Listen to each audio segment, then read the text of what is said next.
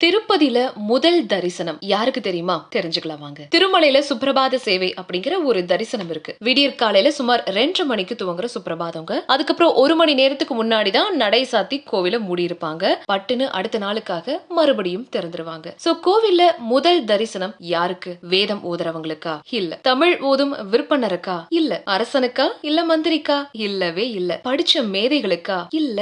நேத்து உண்டியல்ல எல்லார விடவும் அதிகமா பணம் போட்டவருக்கா? இல்ல.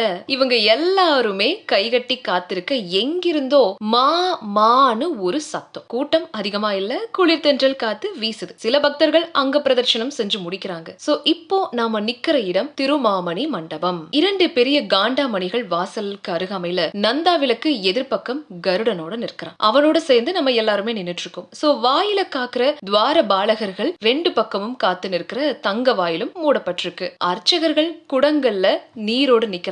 பூக்குடலைகள் தாங்கிக்கிட்டு இன்னும் ஒரு சில பேர் காத்துட்டு இருக்காங்க. யாருக்காக?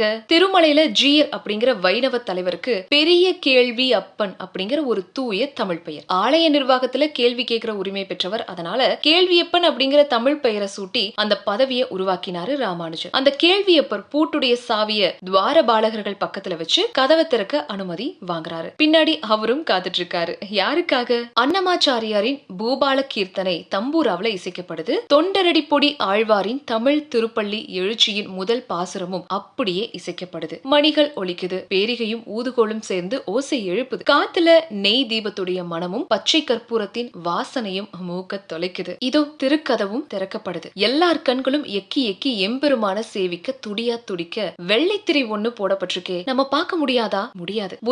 முதல் தரிசனம் வேறு யாரோ ஒருவருக்கு. யாருதான் அது?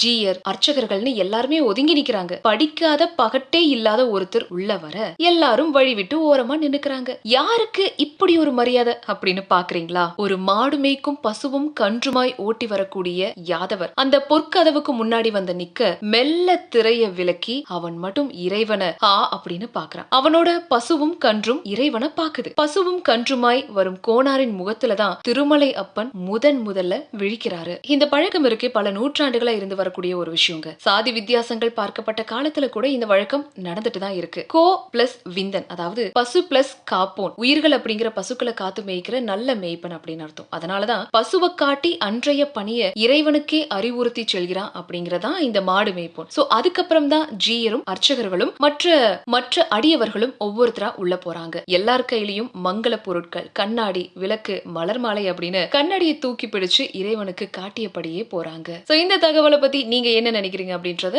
கமெண்ட்ஸ்ல ஷேர் பண்ணுங்க.